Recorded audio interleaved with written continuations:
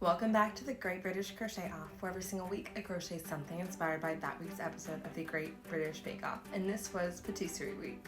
Before I get into this week's episode, excuse the holiday tree and the holiday theming around me. I'm currently filming 12 days of crocheted ornaments, and some props are harder to remove for this filming than others.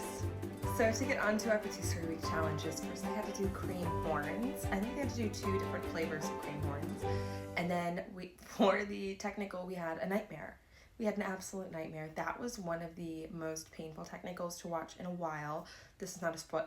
I feel like it's not a spoiler so much as you should know this before going in if you haven't watched this week's episode yet.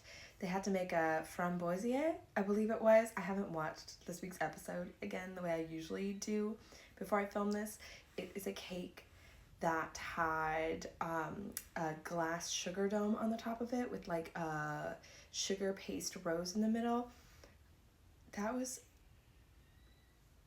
I felt bad for the bakers. That was a tough one. That was a really difficult challenge. There was a lot of stuff going into it. Yeah. And then for the showstopper, they had to make a macaron display.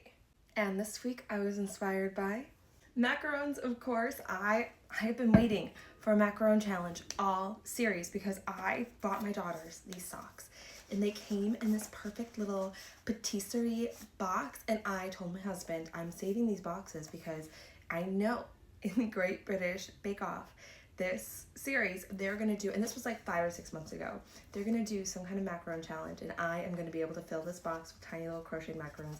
And it happened. So the moment I heard that that was the challenge, I knew exactly what I was doing. So this is my little display box. Yes, I meant to decorate this so it didn't look like it used to be a box of socks. It says Cotton Day. Maybe that's the name of my bakery. But let's open it up and get inside and see what we have here. So first, I did 6 different macarons, and these are macaron ornaments. So I based one off of each of the bakers' macaron centerpiece displays, and then I did 2 extra.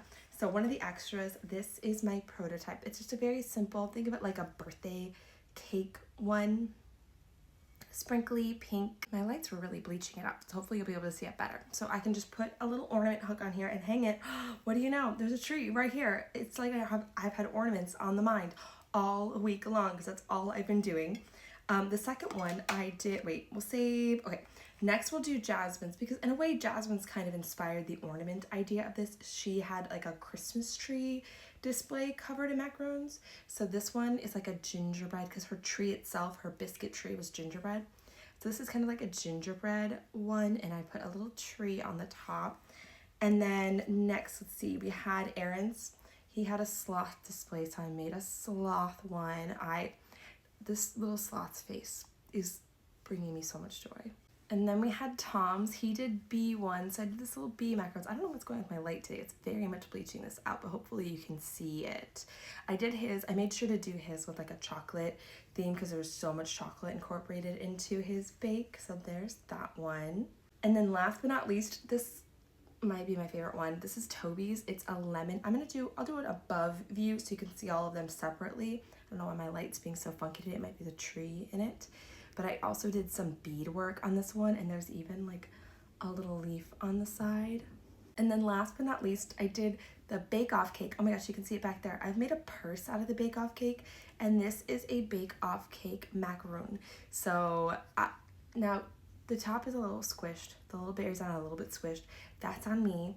My 4-year-old did ask me if she could touch it, and I said gently, and she's 4, so of course she didn't touch it gently, but that's entirely my fault.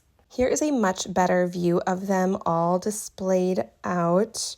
You can see, let's get them all straightened out. And obviously you could take this and go in any direction you want with it to match your tree, but I think they're so cute. I will have the Great British Crochet Off technical version where I go through the basic pattern for these and how I did each individual one coming out very soon. And if you're interested in more handmade ornament content, these are all my ornaments from last year. All the patterns for these are available, and I'll have a whole new slate of 12 ornament patterns, maybe even more than 12, coming out very soon.